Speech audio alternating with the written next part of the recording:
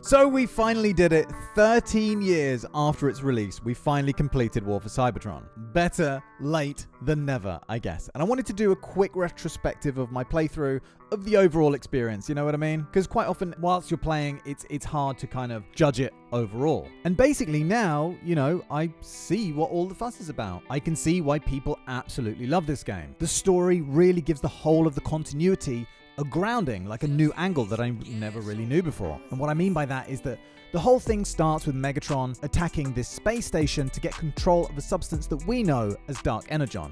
He absorbs it into his body before infecting the core of Cybertron with it. So from there, Optimus realized that he had to evacuate all of the Autobot cities before leaving in the Ark himself.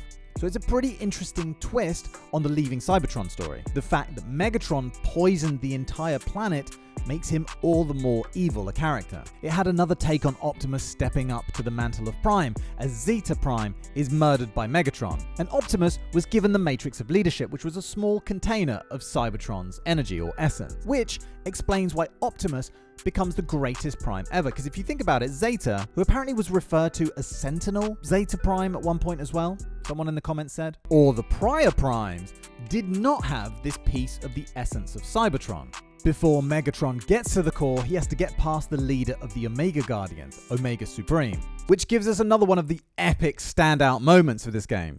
So he infects him with Dark Energon and sticks him in holding and just sits there torturing him for a while. And he comes up with a plan to use Zeta Prime as bait to lure Optimus into Soundwave's prison. If you really, really want to nitpick, yeah, it gets a little repetitive at times, but I figured that comes with the territory. That's something that you often get with games like this, so it's not really a problem at all.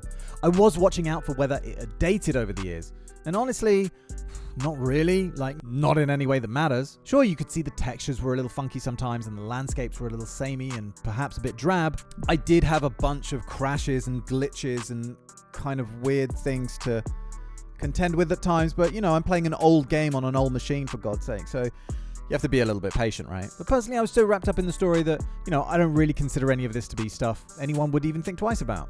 I've looped some of my favorite moments and they're playing out in front of your eyeballs right now, but I was surprised just how many memorable moments there were in there. Unfortunately, the multiplayer doesn't work anymore, nor do any of the other game modes, at least not on the copy that I managed to get a hold of, but from what I hear, there were quite a few other characters to play as, like in the multiplayer and stuff. And I'm going to do some Googling just to see what those character designs actually look like. Like I hear RC was in there somewhere, and I'm really curious to see what all those characters would have looked like in this branch of the continuity. This one is actually one of my favorite Megatron designs, and Optimus is pretty cool too. And I do regret not doing any of the missions with Ironhide. I loved that character, and he's definitely not been represented enough in media, so I will go back and give him a try at a later date. I loved the Warpath character. He was absolutely awesome. He made me laugh a few times, and I'm definitely going to look into that character more in the future. Trypticon made an epic final boss, and I was pretty damn difficult, especially considering that I wasn't even on hard mode.